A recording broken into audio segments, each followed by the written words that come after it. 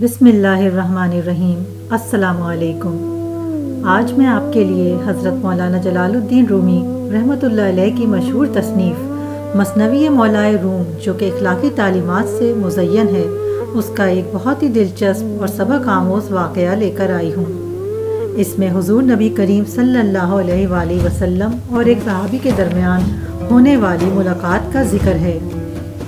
اس میں ایک خاص سبق پوشیدہ ہے۔ اس بارے میں مکمل تفصیل جاننے کے لیے آپ سے التماس ہے کہ ویڈیو کو آخر تک ضرور دیکھیے گا۔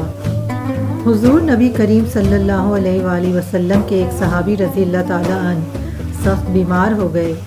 کمزوری کی وجہ سے اٹھنے بیٹھنے سے بھی معذور ہو گئے۔ آپ صلی اللہ علیہ وآلہ وسلم یہ سن کر ان کی عیادت کے لیے ان کے گھر تشریف لائے۔ آپ صلی اللہ علیہ وآلہ وسلم کو دیکھ کر صحابی پھولے نہ سمائے اور انہوں نے کہا کہ یہ بیماری تو میری خوش نصیبی ہو گئی کہ مجھے آپ صلی اللہ علیہ وآلہ وسلم کی زیارت اور عیادت نصیب ہوئی۔ اسی دوران آپ صلی اللہ علیہ وآلہ وسلم نے ان سے دریافت کیا کہ تمہیں کچھ یاد ہے کہ جب تم صحت مند تھے تو تم نے کوئی نامناسب دعا مانگی ہو؟ کچھ توقف کے بعد صحابی رضی اللہ تعالیٰ عنہ کو یاد آ گیا اور انہوں نے عرض کی، میں نے اپنے برے اعمال کوتاہیوں اور خطاؤں کی وجہ سے یہ دعا کی تھی کہ اے اللہ تعالیٰ، جو عذاب آپ مجھے آخرت میں دیں گے وہ مجھے اس دنیا میں دے دیں تاکہ میں آخرت کے عذاب سے بچ جاؤں، اور عرض کی کہ یہ دعا میں نے بار بار مانگی تھی، اور اب یہ نوبت آئی کہ میں بیمار ہو گیا اور میری جان اس تکلیف سے بے آرام ہو گئی۔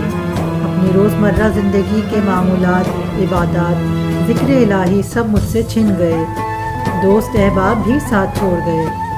آپ صلی اللہ علیہ وآلہ وسلم نے جب اس کی یہ بات سنی تو ناراضگی کا اظہار فرمایا اور منع فرمایا کہ آئندہ ایسی دعا مت کرنا، یہ آداب بندگی کے خلاف ہے، اور فرمایا کہ اللہ سے ایسی دعا نہیں مانگنی چاہیے کہ انسان اپنے مولا سے بلا و عذاب طلب کرے۔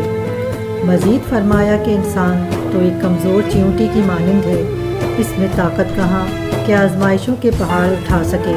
یہ سننا تھا کہ صحابی رضی اللہ تعالیٰ عنہ بے حد پریشان ہوئے اور انہوں نے 1000 بار توبہ کی کہ آئندہ ایسی بات زباں پر نہ لاؤں گا۔ آپ صلی اللہ علیہ وآلہ وسلم نے فرمایا کہ یہ دعا مانگا کرو، اے اللہ ہمیں دنیا میں بھی بھلائی عطا فرما اور آخرت میں بھی بھلائی عطا فرما۔ ناظرین، اس سے ہمیں یہ پتہ چلتا ہے کہ خدا کی طرف سے عطا کردہ نعمتوں کی ناشکری نہیں کرنی چاہیے۔ ناشکری سے رب تعالیٰ اور اس کے نبی ناراض ہوتے ہیں، اور دعا بہت سوچ سمجھ کر مانگنی چاہیے۔ نامناسب دعا آداب بندگی کے خلاف ہے۔